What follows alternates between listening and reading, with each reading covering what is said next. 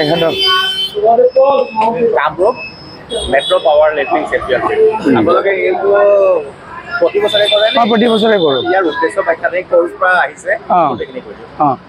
উদ্দেশ্য হ'ল আমাৰ কিন্তু আপকামিং যিখিনি পাৱাৰ লিফ্টাৰ আছে সিহঁতক অলপমান হেৰি কৰিবলৈ, সিহঁতক আপলিফমেণ্ট দিবলৈ আৰু স্পৰ্টছৰ প্ৰতি যদি মানে আমাৰ ভাল পোৱা বা হেৰি পৰা এতিয়া আমি সিহঁতক হেৰি কৰিবলৈ দিছোঁ। সেইকাৰণে আমি বেচিকেলি নভিছবিলাকক আমি মানে আগবাঢ়াই পেলাই সেইটো দিছোঁ, নতুন নতুন প্লেয়াৰ্ছ, যাতে আমি সিহঁতক এটা ব্ৰাইট ফিউচাৰ দিব পাৰোঁ in this particular sports.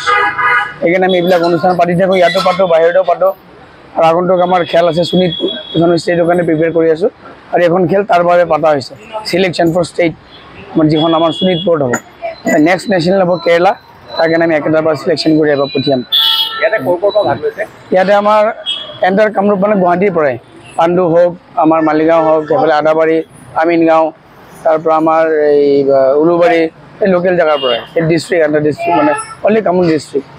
Next যিখন আমাৰ পাতিম সেইখন আমি বৃহত্তৰ অসম ল'ম। এতিয়া অৰুণাচল আহিব, মিজোৰামো আহিব, বাহিৰৰ পৰা আহিব, কাৰ্বি আংলং আহিব, যিবিলাক মানে এইবিলাক স্পৰ্টছৰ প্ৰতি যিবিলাক জ্ঞান সাধাৰণ আছে আমি এইবিলাক সিহঁতক আপলিফমেণ্ট কাৰণে সেইটো কৰি আছোঁ। ইয়াৰ পিছত মানে ষ্টেট লেভেলৰ আহিব। ইয়াৰ পিছত আমি ষ্টেট লেভেলৰ কাৰণে হেৰি কৰি আছোঁ। ষ্টেট লেভেল চাগে আমি নৱেম্বৰ মানে পাতিম, তাৰপৰা জানুৱাৰীত আমি হেৰি নেশ্যনেল কাৰণে হেৰি ইন কেৰেলা। তাৰ কাৰণে আমাৰ যথেষ্ট আমাৰ ইয়াৰ পৰাও সহযোগ আমি পাইছোঁ।